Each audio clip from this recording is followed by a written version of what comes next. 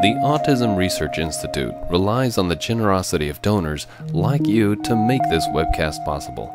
If you enjoy this presentation, please consider making a donation. Thank you.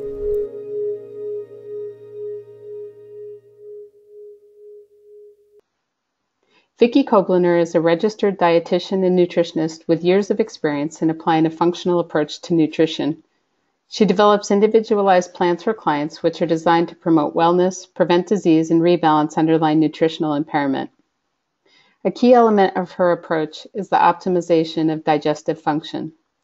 Research shows that impairments in this critical nutritional pathway can have a far-reaching impact on brain, immune, detoxification, and other seemingly unrelated systems. Vicki has extensive experience in using dietary modification, appropriate supplementation, and functional lab testing to achieve wellness. These webinars are made possible through generous donor support, including a grant from the Boston Local 25 Teamsters. If you'd like to contribute, please visit our website at autism.com. And now I'll turn it over to Vicki. Thanks, Denise. I'm glad to be here. Hello, everyone. Today I was asked to present information regarding evidence-based approaches to nutrition in autism spectrum disorders, as well as, although it doesn't say it on this slide, PANS and PANDAS and POTS. And I don't know if you've heard of all of those acronyms, but we'll go through them and we'll talk about them as we progress. There are many similarities in our approaches to all of these different disorders, so you'll see some similarities there. First, though, what I want to talk about is that I consider myself, I'm a dietitian nutritionist, but I love the term nutritional biochemistry because really that's what I think I do. I analyze human biochemistry to try to identify and support the different biochemical pathways that help us reach our greatest potential and whether it be brain, body, whatever. So the things I want to point out that we don't always realize, we think about food as something we eat, we digest it, it keeps us alive, but it's so much more than that. So, in looking at the different parts of food, what we derive from food, amino acids come from proteins, and those amino acids are essential precursors for neurotransmitter production, as well as enzyme production and many other things. But in talking about brain health or any kind of disorders that affect neurologic systems, we want to think about the brain health and how important it is to support that with good protein, so that we can extract those amino acids and utilize them. Vitamins and minerals are required cofactors for all biochemical processes, essentially, and they are kind of the keys and the locks of the doors that move you from one place to the next.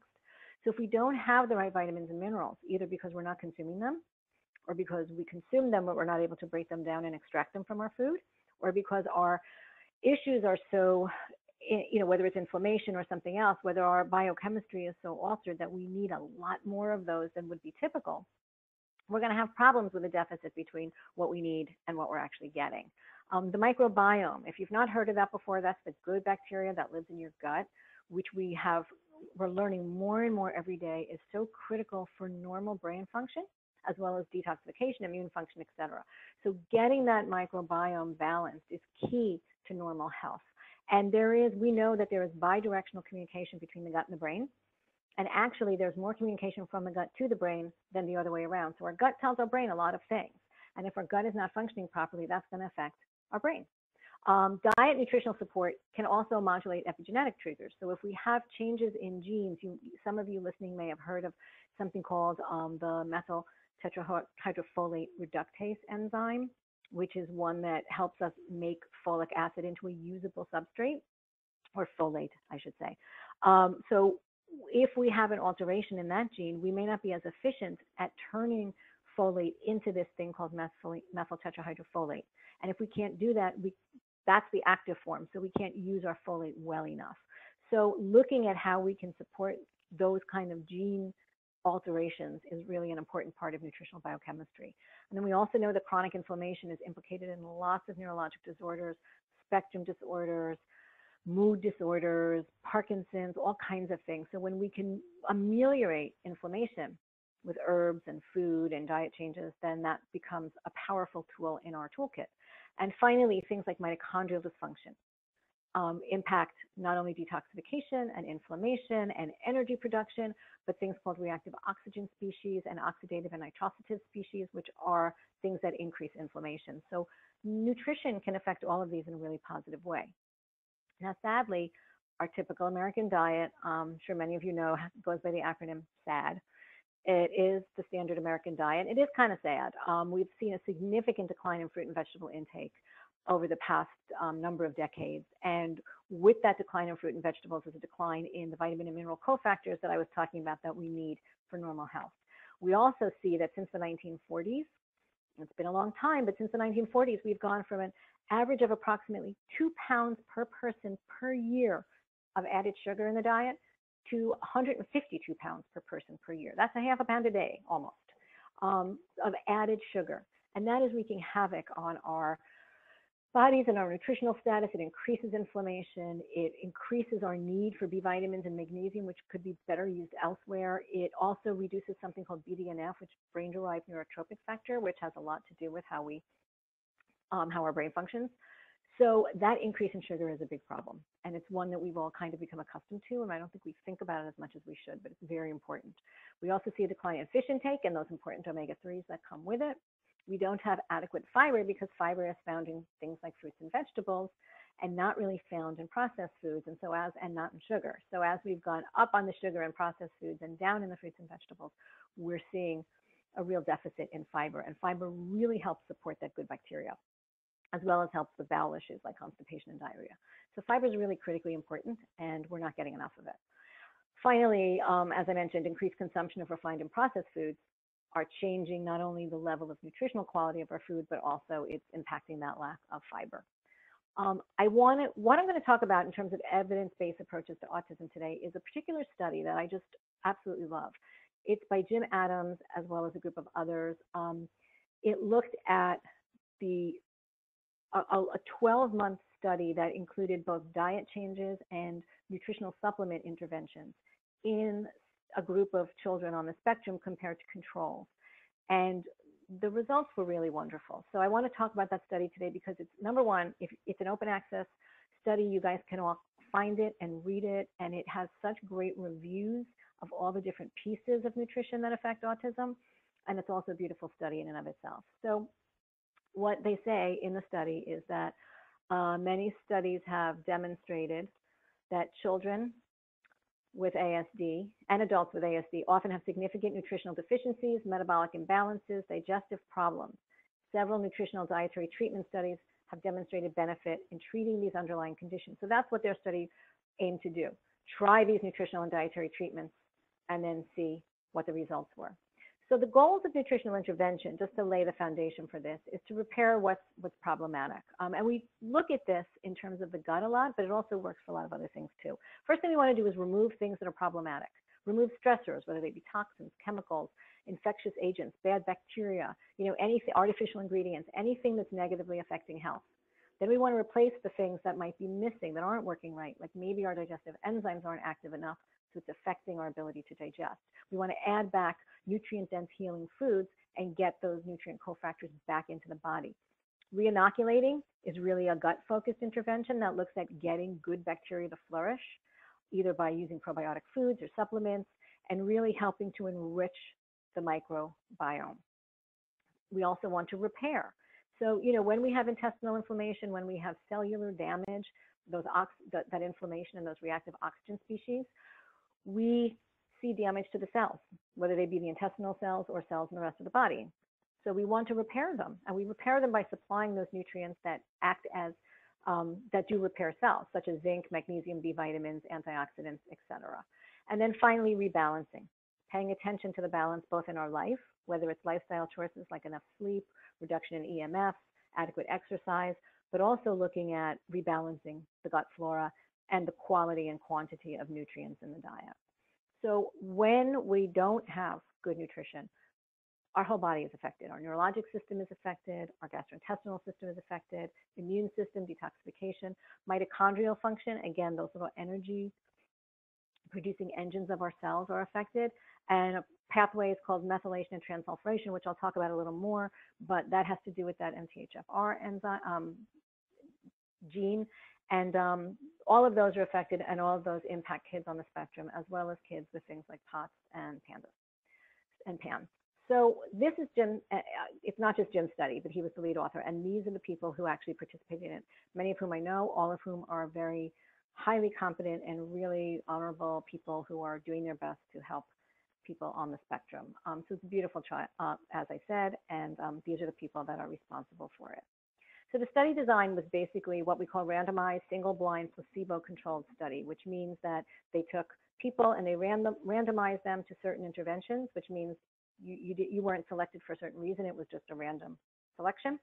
Single-blind means that some people didn't know what was happening, but the participants did. The people who were evaluating in many cases did not, whereas the participants often knew because they knew they were on a special diet. There were 67 subjects, 50 controls. The hypothesis was that a combination of nutritional and dietary interventions will be effective in reducing the symptoms of autism, reducing gastrointestinal problems, and increasing overall function. So again, reducing symptoms, also improving gastrointestinal problems, because that's a chronic problem, very common in kids on the spectrum. And the other thing that I liked about this study is that very often in medicine and in research, everything is very reductive. You want to look at one thing and study one thing. But in truth, it's not always one thing that makes the difference. One of the people who, Dana Lake is one of the nutritionists who actually participated in this study. She used an example that I really, really liked when she said, you know what, if I had a heavy table and I needed 3 guys to carry it out of my house, if all 3 of them were carrying the table, you wouldn't ask which one of those guys is responsible for moving the table. You need all 3. The same is true with a lot of these types of interventions. We've tried to reduce it to the one thing that works. Very often, it's not just one thing that works, it's the combination of all working together, and that synergy can be really valuable. So I love the fact that this study used a number of different interventions. Now, the protocol involved an initial evaluation of autism severity and functioning. There was a physical exam, different blood and urine collections, and then on the first day, they added a vitamin and mineral supplement. After a month, they added essential fatty acids. A month later, Epsom salt baths, and I'll explain the reason for why they use these things. Next there was carnitine supplementation, then digestive enzymes, and then a transition to a healthy diet, gluten-free, casein-free, also soy-free. And then after a year, a final assessment of autism severity, overall functioning, and then looking at some of those lab parameters found in blood and urine. So this is some of the lab tests that were used. I'm not going to go into these in detail, but they tell us a lot about mineral levels, vitamin levels. They also look at pathways involved in things like that methylation and transsulfuration I talked about. They look at thyroid and carnitine, which has to do with mitochondrial function. So a variety of things. And then a multitude of assessments, really thorough assessments, both physical as well as behavioral, as well as functional, and you can see all of these. Some the assessors did, some the parents did, but these were done at the beginning. Some of them were done throughout the year, and some of them were done only at the at the beginning and then only at the end. But a variety of assessments to look at different types of evaluations. So we know what was the reason for using a multivitamin? Well, great reason. We know that children with autism have all kinds of nutrient deficiencies. They have impaired methylation, which is involved in detoxification. It's involved in brain function. It's involved in neurotransmitter creation and many other things. So they have impaired methylation. They have decreased glutathione. Glutathione is a potent antioxidant and our primary detoxification molecule in the body. So when we don't have enough of that, we can have increased inflammation, increased toxicity, and it affects neurologic function. We know that there's increased oxidative stress in kids on the spectrum. Often they've been seen to have low biotin, low tryptophan, low acetylmethionine, as well as a variety of different mineral and vitamin deficiencies. And in studies, we've seen that supplementation can be effective in not only improving lab results, but also in behavioral symptoms and function. The reason the essential fatty acids were used is because there's ample evidence that essential fatty acid levels in the body are decreased in a variety of mood disorders, including depression, anxiety. We also see it with schizophrenia and bipolar, as well as autism and ADHD. And that studies also show that when you supplement with good quality essential fatty acids, you can see improvements in some of those parameters. Now, essential fatty acids generally in these cases, we generally use higher EPA, which is anti-inflammatory, seem to be more effective than those high in DHA, but a balance is important. And there's also, essential fatty acids can also improve gut function, so there's an extra benefit there. Now, the Epsom salt baths are used because of their contribution of sulfate. Now, sulfur is required for detoxification. There was that thing called the transsulfuration pathway that uses sulfate.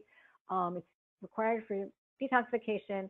It actually helps with processing catecholamines, which have to do with mood, brain, etc., synthesis of brain tissue, and it also helps to support proteins that line the gastrointestinal tract. So when you have inadequate sulfate, or your need for sulfate is so great due to toxicity reasons and others, it's really important to replenish that. And we know, again, studies have shown that children with spectrum disorders have lower plasma sulfate and they have higher urinary excretion. So we want to really support those sulfate levels. Now, carnitine was also used because of its support for the mitochondria. Carnitine carries fuel sources, basically from fatty acids, to the mitochondria to make energy. It also helps carry cellular waste out of the mitochondria, so it helps in that way as well. And again, multiple studies showing that kids on the spectrum have decreased mitochondrial function, and that when you supplement them with mitochondrial support, we see increased plasma levels and functional benefits. So that's why in a study like this, it's so beautiful that they didn't just do one thing, but they picked a lot of the different pathways and a lot of different biochemical reactions, as well as physiological reactions that need support to make sure they got the best outcome. Now, the other thing we know about kids on the spectrum is that they have a lot of GI dysfunction, a high percentage, and that can come from a variety of places. It can be a lack of digestive enzymes, and we have clear evidence that kids on the spectrum have deficiencies of certain digestive enzymes. They may have inadequate stomach acid, and stomach acid triggers the production of enzymes and also helps with what we call gut motility, the processing and transit, the processing of moving food out of the stomach into the intestines for complete breakdown, assimilation, absorption, et cetera, and then excretion of the waste. We know that the microbiome is affected, that they may have food sensitivities, and that therapeutic diets can be effective. So all of these things fall under the auspices of GI function deficits.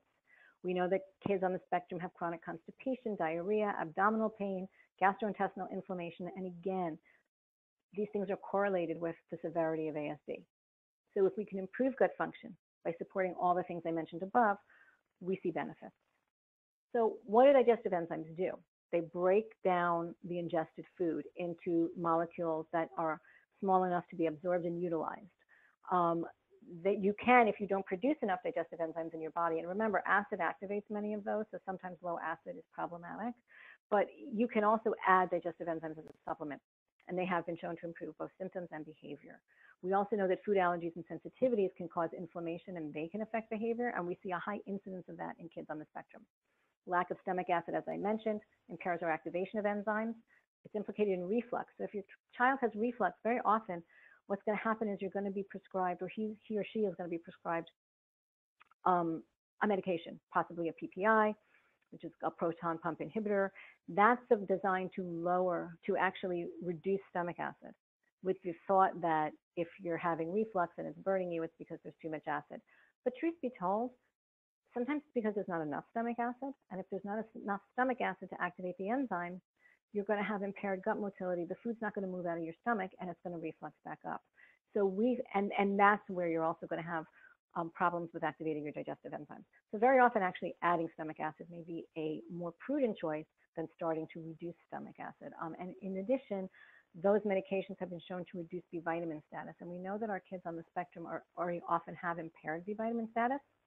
And B vitamins are important for a number of those cycles that I talked about, so we don't want to impair their B vitamin status. In addition, having an imbalance of good and bad bacteria in the gut affects our digestion, inflammation, detoxification, and neurotransmitter production, all of them. And again, we see a very high rate of comorbidity between GI problems and psychiatric illnesses, not just autism, but all psychiatric illnesses. And that bidirectional communication, the speaking from gut to brain, is so crucial, and normal gut function is essential for that. So one of the things that we've seen and studies show is that about 87% of kids on the spectrum have antibodies to gluten, and about 90% have antibodies to casein.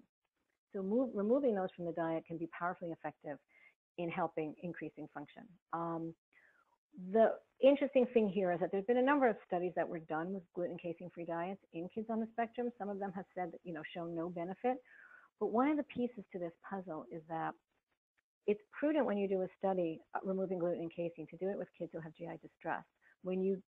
In many of these studies, those kids were ruled out as not candidates for the study because they already had a problem. So the studies were done with kids who really didn't have a lot of GI problems, and those are not necessarily the ones we expect to see benefit. It's really the children who have GI problems that should be the targets for this type of intervention. And I did want to point out one other thing. We talk a lot about with gluten that it can affect the brain because it has opioid effects, it can be inflammatory, et cetera. But one thing we don't talk about a lot is something I think is really important, which is it's gluten's role in something called the glutamate GABA. So glutamate is excitotoxic. It's an excitatory neurotransmitter. GABA is a calming one. And they are like a seesaw. One goes up, you get excited for something, then your body needs to counteract it and help relax you. And then sometimes when you're relaxed, you need to be activated for something. So gluten and GABA are kind of like, glutamine and GABA are kind of like on a seesaw. However, there is something called glutamic acid decarboxylase. That's an enzyme that helps make that conversion from glutamine to GABA, helps you go from excited to calmer, inhibited. And inhibition in this case doesn't mean a bad thing. It just means, less active. So gluten can actually inactivate this enzyme.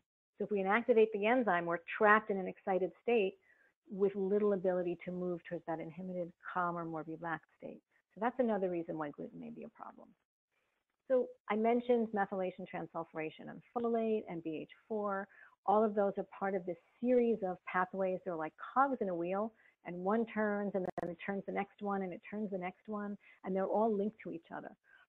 But they're really important for detoxification. They're important for making glutathione. They're important for making neurotransmitters. So, and they're all linked. So in order for methylation to happen properly, we need B vitamins and multiple minerals, many of which we have seen are low in kids on the spectrum. So they have trouble with their methylation cycle.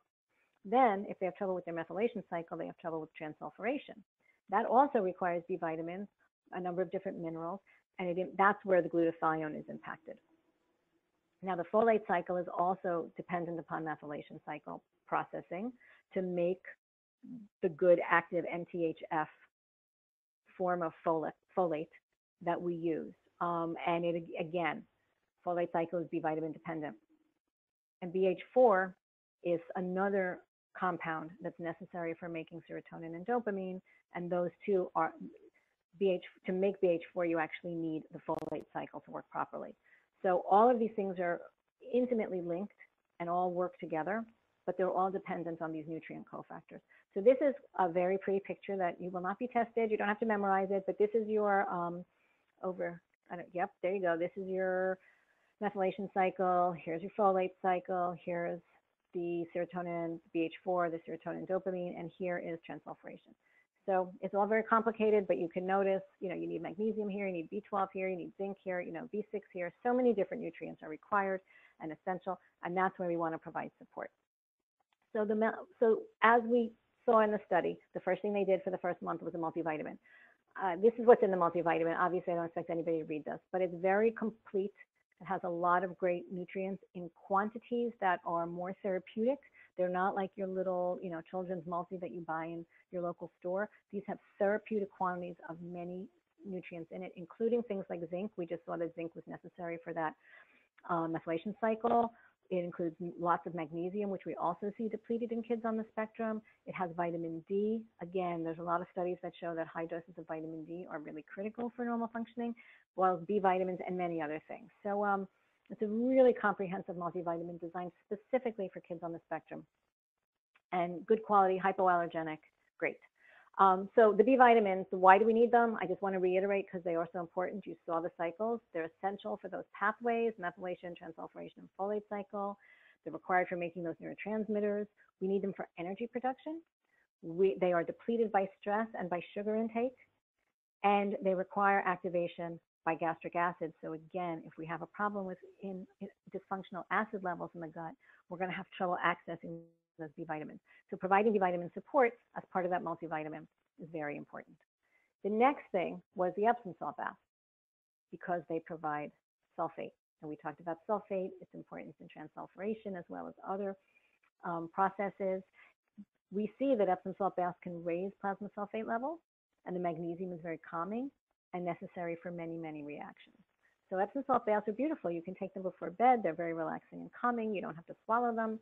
So they're a great adjunct for any parent who's dealing with a child who's excessively activated. It can be a great benefit. Now, the next thing that was added was carnitine. And we do that because it supports the mitochondria. And again, literature suggests that mitochondrial disorders are common in kids on the spectrum.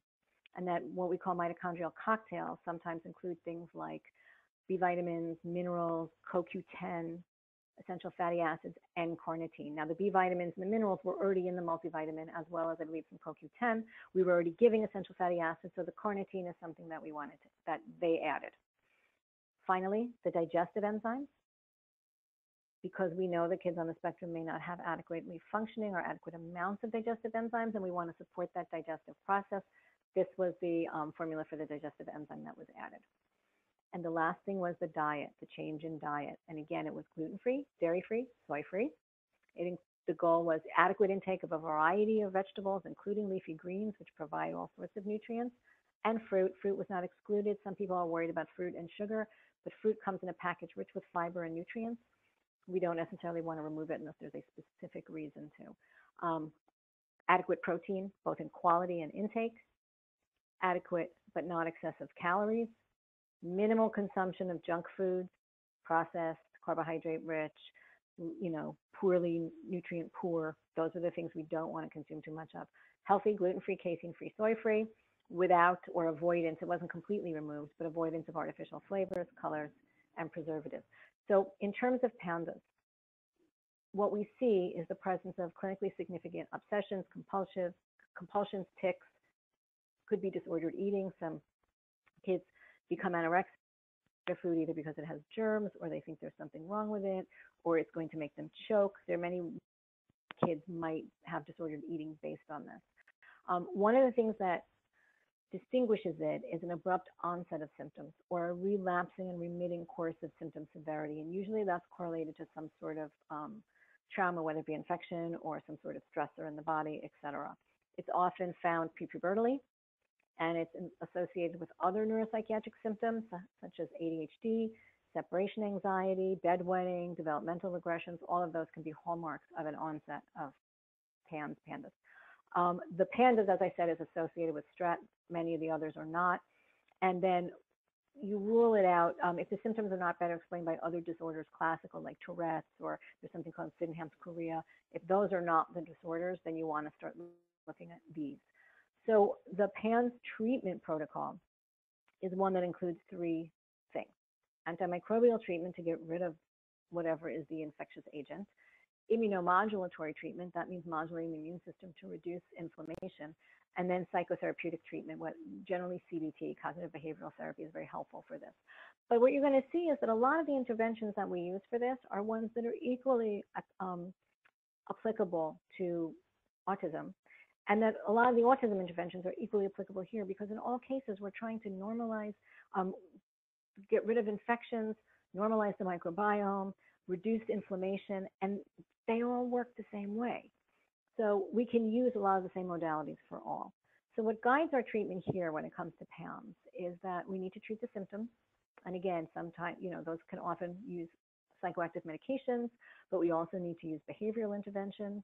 We want to remove the source of that inflammation and treat the immune system with something that's going to tamp it down and help reduce inflammation. And so, as many of that is done medically with prescription medications. But from my perspective as a dietitian, I also want to use my nutritional biochemistry and the power of food and nutrients to help reduce all of that naturally. So the goal of nutrition and dietary intervention is based on the same philosophies: reducing inflammation, normalizing gut function, getting that microbiome up and running so it's helping detox, helping reduce inflammation, speaking to the brain. We want to support reduction of specific symptoms. So if I know that there are herbs or different compounds that can help with something like an OCD symptom or tics, I'm going to try to incorporate it. We want to manage strep or any other pathogens that are there and target food restrictions and limited diets to make sure that the child is being adequately nourished. So in terms of dietary intervention, As with foundational interventions for spectrum disorders, I want to make sure it's targeted to dysbiosis, that the gut is functioning well and the microbiome is, rich in good bacteria. I want to make sure it's nutrient dense, that it's rich in unprocessed plant foods, clean sources of protein and fat. Sounds kind of like that therapeutic diet that we just saw in the other study. Free of inflammatory compounds, rich in anti-inflammatory compounds, and that includes artificial ingredients, the inflammatory ones. And for those who have a reduced appetite or anorexia, we're looking at higher fat, smaller meals to make sure that they're getting fed appropriately. So in terms of inflammation in the diet, again, things that are very similar to what we saw with the diet for autism that I just reviewed. We want to remove toxins. We want to use organic products. We want to get rid of excess sugar, avoid junk food, get rid of synthetic additives like colorings, preservatives, sweeteners, hormones, antibiotics, and pesticides, all of which are implicated in affecting brain function in a negative way. In phase 2, we're going to think about what we can take out of a diet. And again, here comes gluten and casein, and I would add soy to this too. There's a lot of cross-reactivity between casein and soy, so it is good to take them out as well. What does gluten and casein do? We see increased IgG antibodies to gluten and casein. We know that they increase inflammation. They have opioid activity.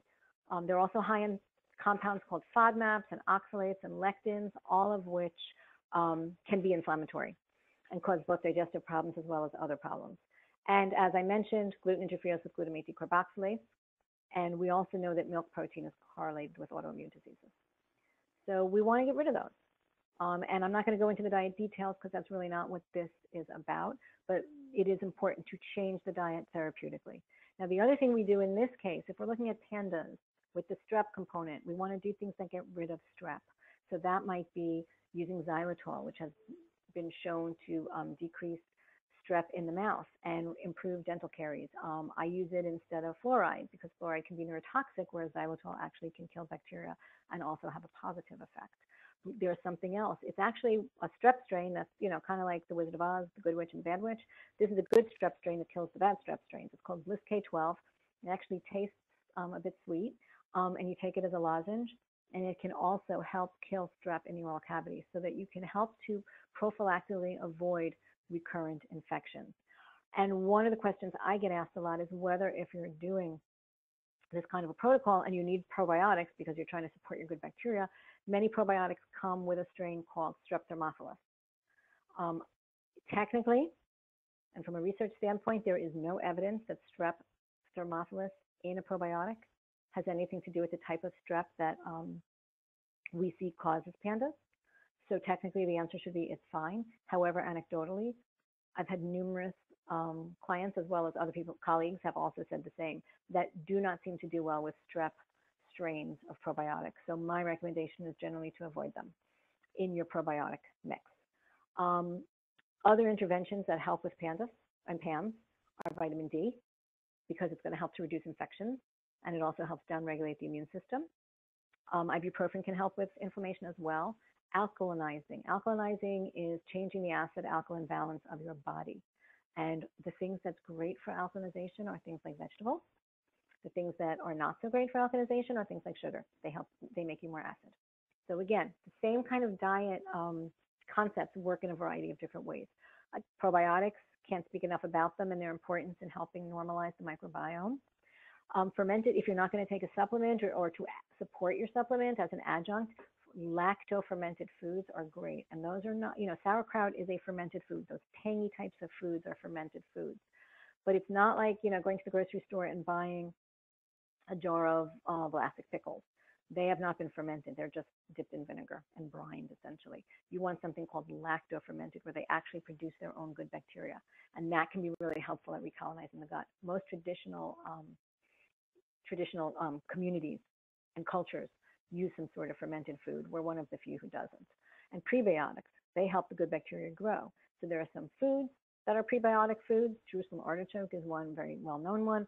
But Saccharomyces boulardii is also a prebiotic, and the thing that's really nice about that is that it also increases something called secretory IgA, which helps tamp down inflammation. That can be really helpful. In terms of diet, and some of these can be taken as supplements, but you can also incorporate them beautifully into the diet. We can use anti-inflammatory herbs and spices like curcumin and ginger and garlic and cinnamon and parsley.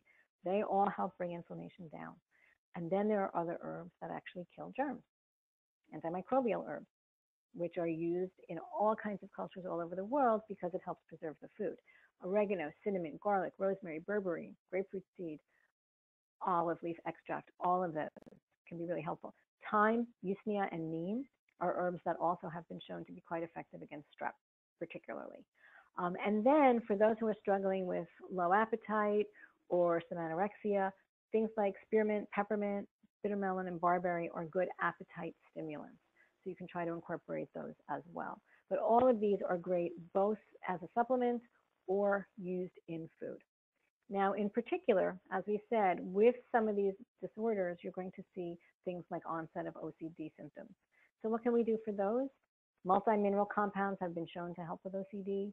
N-acetylcysteine has been shown to be very effective in certain cases of OCD. And N-acetylcysteine is something that actually is the precursor to making that good glutathione we've talked about. And we see some very positive results with that. In particular, there was a study done with trichotillomania, which is when you pull your hair out. And NAC was very effective for that. But it's been shown to be effective in a number of studies regarding OCD. Inositol is another compound. It's kind of like a B vitamin derivative. It's another compound that's very helpful for OCD. But you need to take it in very large doses. So sometimes what happens is somebody tries it, but they don't try it in a large enough dose to make it effective. Things like tryptophan can also be helpful. Tryptophan is the precursor to serotonin, and it can also help with calming and change mood and reduce OCD. Now, another thing that we are learning more and more about is cannabidiol, which is CBD oil, which is cannabidiol, which comes from the cannabis plant, but does not contain the psychoactive THC molecule. So CBD actually also has been shown to be helpful with OCD, as well as what we call adaptogenic herbs. And these are herbs that help bring the body back into balance. So I talked a little bit about the glutamine and GABA seesaw. Well, our body seesaws in a lot of different ways. We go from excited to calm, elevated, relaxed, etc. These herbs don't try to push our body in one direction or the other. So different than traditional medicine where we say we're taking an antidepressant or an anti-anxiety medication or an anti-inflammatory. These things don't push you in one direction or the other. They just try to bring the body back in balance. They help the body to be more balanced and have that resilience to move from one to the other in a healthier way. So ashwagandha and rhodiola are two adaptogens that can be very helpful with OCD. So in summary, and I know we've got lots to cover here, so I'm trying to speak quickly, but in summary, there really is, when we talk about evidence-based interventions, there is no evidence of a specific diet or nutritional intervention for PANS and PANDAS. But we know that there's nutritional data, evidence-based data about some of the symptoms, and we can apply those to PANS and PANDAS. So as I say, you can use good clinical judgment and the tools we have available to address the symptomatology. Nutrient-dense, unprocessed, whole food diet, free of allergens and sensitivities, gut healing modalities, including probiotics, antimicrobial herbs, anti-inflammatory herbs in diet, address strep and other pathogens, use immune modulating foods and herbs, and replenish depleted vitamins and minerals. So if you see from here, very much of this is very similar to the interventions that we use in autism because we're trying to address the whole body and the nutritional biochemistry that is disrupted. The last thing I want to talk about is something called POTS, or dysautonomia. Now, POTS is actually a form of dysautonomia, and people can have dysautonomia without having POTS. POTS can be a symptom of a more global dysautonomia. But the autonomic nervous system is what kind of rules the things you don't think about. Your breathing, your digestion, your heart rate. You don't have to sit around and think, oh, my heart needs to beat. It's just doing it. And the autonomic nervous system controls all that. There are people, and we're seeing more and more of them, for whom their autonomic nervous system is disrupted. And so it's not managing those things well. So blood pressure may be dysfunctional. Gastrointestinal symptoms are very common because, again, the autonomic nervous system rules your digestion. Heart rate, blood pressure, contractions of different, pupil responsiveness, stress response, all kinds of things. Orthostatic intolerance, if you get up quickly and you get lightheaded or dizzy, that's a sign that you may have some sort of autonomic nervous system dysfunction. You can see it with abdominal pain, nausea, changes in cognitive function. and sleep changes as well. And we see with some people who have POTS and dysautonomia that they do well with B12. And again, B12 is part of that whole cycle of the methylation, transsulfuration, et cetera. It also supports adrenaline and the adrenal system, which is what deals with stress. We also see that autoimmune dysfunction is very common in dysautonomia. And so helping, again, to rebalance the immune system using immune modulators can be very beneficial. So one of the things we do, and you will see the same things over and over again, we're trying to reduce inflammation. We're getting rid of processed foods. We're trying to get rid of artificial colors, preservatives, and flavorings. We're getting rid of bad fats, packaged foods, commercial things rich in monosodium glutamate, because again, that's an artificial additive that we're trying to avoid. You'll see that here, artificial sweeteners, et cetera, BHT, BHA, which are preservatives, all of the artificial stuff we want to get rid of. Caffeine can also be problematic for this particular group. And again, we want to use organic food, not conventionally grown, because we're trying to avoid pesticides. And other things that we want to consider are increasing water and fluid intake. Remember, if you've got problems with blood pressure, very often it's low blood pressure, not high. It's mostly low. So these people need more fluid and more salt to help keep their blood pressure up so they have good resilience. Osteopathy can be helpful. Some people wear compression socks or tights. What that does is provide compression against the body so that it keeps the blood volume more concentrated. Adequate sleep is very important. Exercise is important when it can be done. The diet, similar diet to the ones we talked about for pandas and autism. Adding B12, supporting with iron and other minerals like zinc and magnesium, which also have been shown to be helpful in this cohort of people. And the reason we talk about POTS here is because we're seeing more and more kids with POTS coming into our clinics. And again, we don't really know why it happens. There is some belief that it may be viral or infectious in origin. So it's kind of consistent with what we saw with PANS and PANDAS.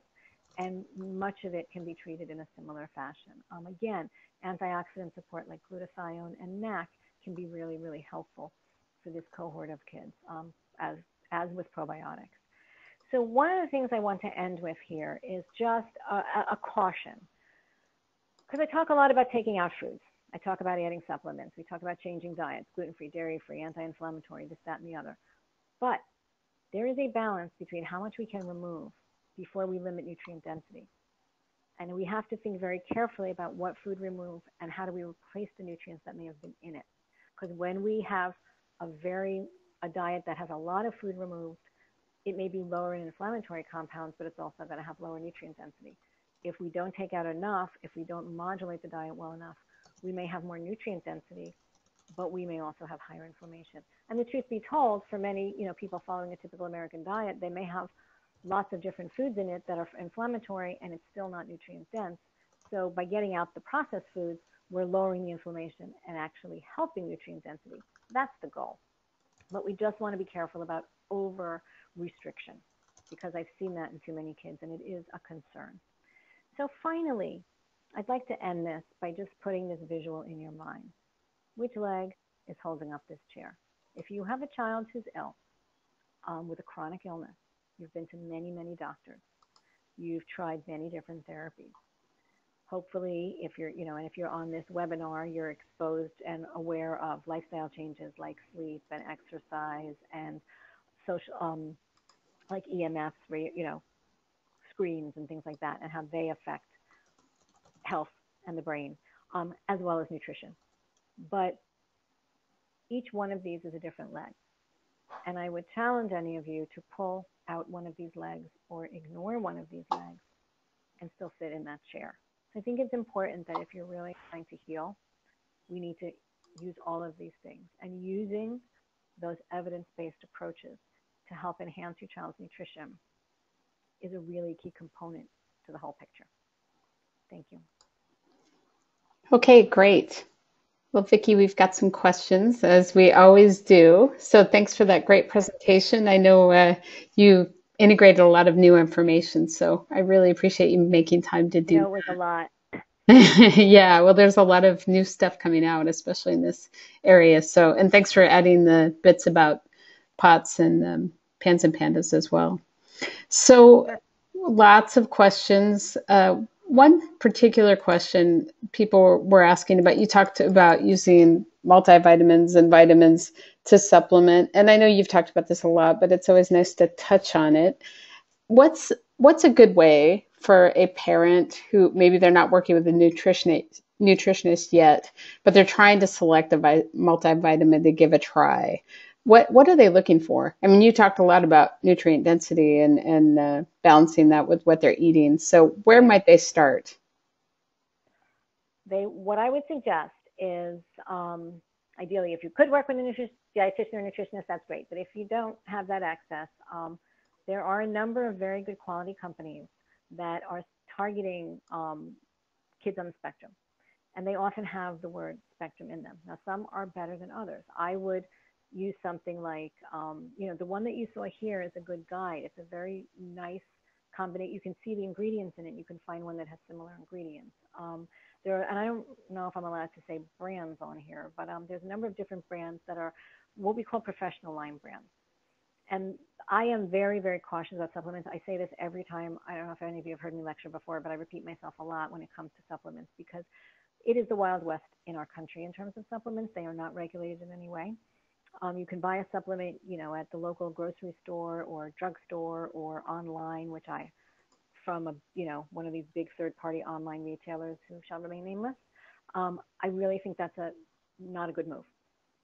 I just worked with some of my suppliers who make very high-quality professional line supplements, and they assessed buying their own stuff online and looking at what was in it. Some of them were counterfeit. Some of them were like, capsules filled with filler, but really had nothing in it. Even though it had the company's name on it, it was just fake. It was counterfeit. Some of them were expired. Some of them were relabeled. You don't know what you're getting if you can't put a face to the person who's selling you your supplements. So I do think it's very important that you look at that. And professional line supplements use much higher quality. They test their batches every time they make a batch so they can go back and, if there's a problem. They're just the level of quality in them and the level of efficacy is much better. But to start, first thing we want is supplements that don't have allergens. We don't want it based on dairy or have gluten in it. We don't want it with anything artificial. A lot of the supplements you buy in local stores, especially when they're designed for kids, are full of colorings and preservatives and sugar, all of which you don't want.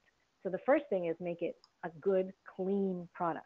Then look for one that has levels of nutrients that are closer to what was in the product that was used in this study.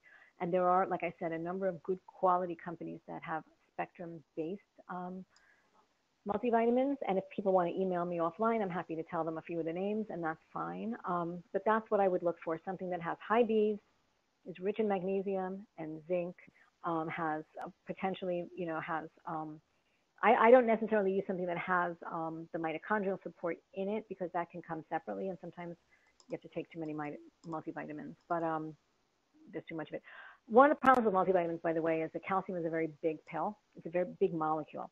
So if you get a multivitamin that has a lot of calcium, you're going to have to take a lot of them. I tend to prefer multivitamins that don't have a lot of calcium in them, and if there is a need for calcium, which there isn't always, you can do that separately. I don't push a lot of calcium, but if you don't do a multi that has a lot of calcium, you're going to be able to get more nourishment in a smaller amount of pills. But again, spectrum-based, high B with good minerals like magnesium and zinc, and also good quality D. But again, I think D we supplement separately because you need higher doses of that. And I'm happy to discuss it offline.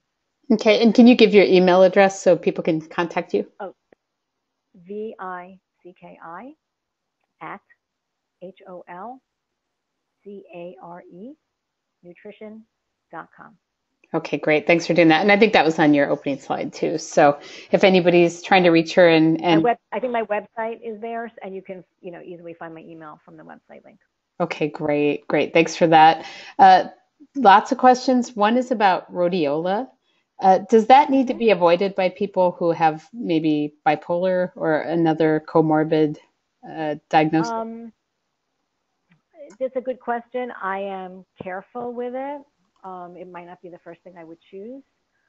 So, and I think that has to be a real individual directive.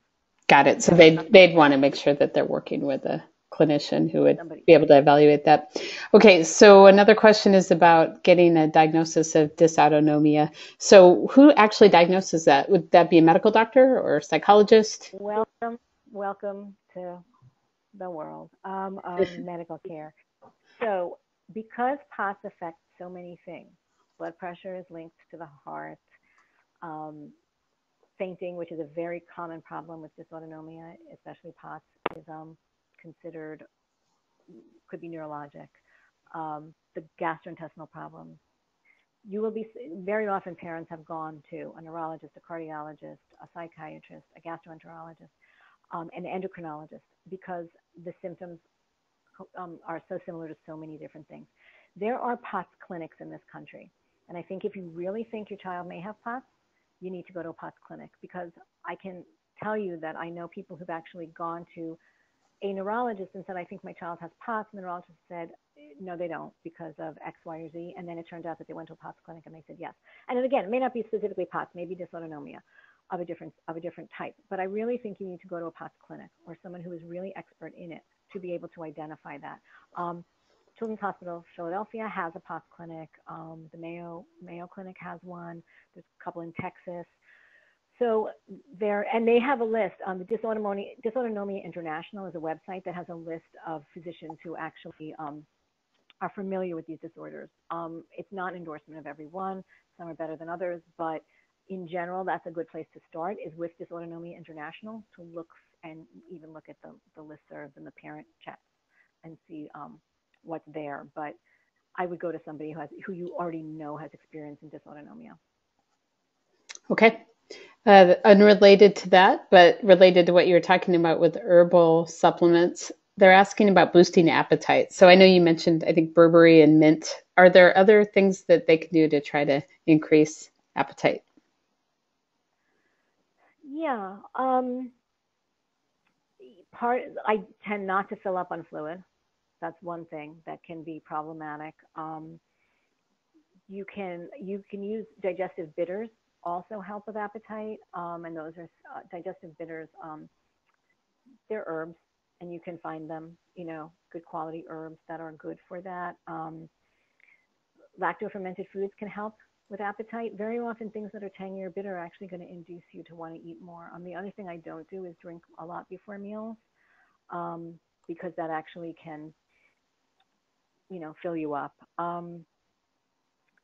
And high protein snacks, again, looking at less of the empty carbs, looking at more really nutrient dense foods, and fats are going to do that. But fats have satiety, so they make you more satiated. So you want to eat your fats periodically throughout the day, but you don't want to be eating them all day long necessarily, because then they might make you more satiated. But again, a lot of the anorexia issues with kids with PANDAS has more to do with fear of food. And so that's something that also requires that behavioral component to address it. And so it's not always just appetite. Sometimes it's actually fear of food, fear of germs, fear of choking, and those things require more of the behavioral intervention as well.